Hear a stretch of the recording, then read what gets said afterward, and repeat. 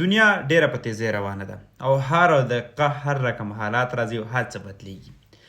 ځوانانو ته څه پکار دي؟ ځوانانو ته دا پکار دي چې هغه قانونونه هغه مهارتونه زده کړي د کوم په واسطه چې وشي کولی په ژوند کې هم پرمختګ وکړي، د کوم په واسطه چې وشي کولی په ژوند کې د هغه مشکلاتو سره چې مخ کیږي هغه دفع کړي او بریالي له دغه حالاتو وځي. ځکه داسې یو کال کې یو چېرته چې شاید تاسې ډېر زیات بد حالات وګورئ، شاید ډېر زیات مشکلات وګورئ، هغه که د هر لحاظه وي.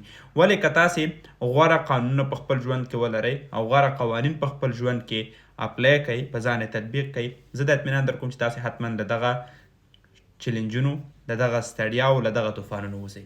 نو ما د دغه برخې په اړه مکمل یو سیریز شروع کړی دی چې دغه قوانین تاسو سره مرسته کولی شي تر څو 2023 کال د خپل ځان لپاره یو غوره کال وګرځوئ. ځکه موږ الریډي 50 ورځې د دغه کال تېرې کړي دي، باقي نورې 310 ورځې د ځان سره لرو، تقریبا 310 ورځې د ځان سره لرو.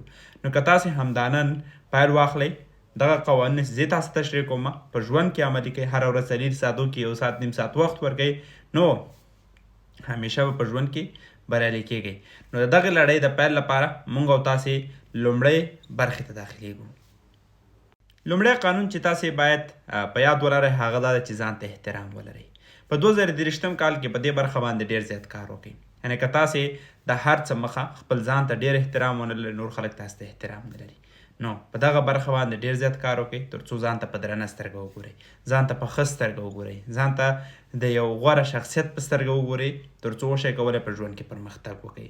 نو کله چې تاسې ځان ته په درنده ګورئ، دا په ټولنه کې تمثیلیږي، دا ستاسې په کورنۍ کې تمثیلیږي، وروسته تاسې په ټولنه کې یو ښه ځای پیدا کوئ. نو همدا نن تر ټولو لومړی قانون چې تاسې ډېره زیاته اړتیا ورته لرئ هغه دا چې تاسې باید په خپل ځان باور پیدا کړئ او خپل ځان ته دروند وګورئ.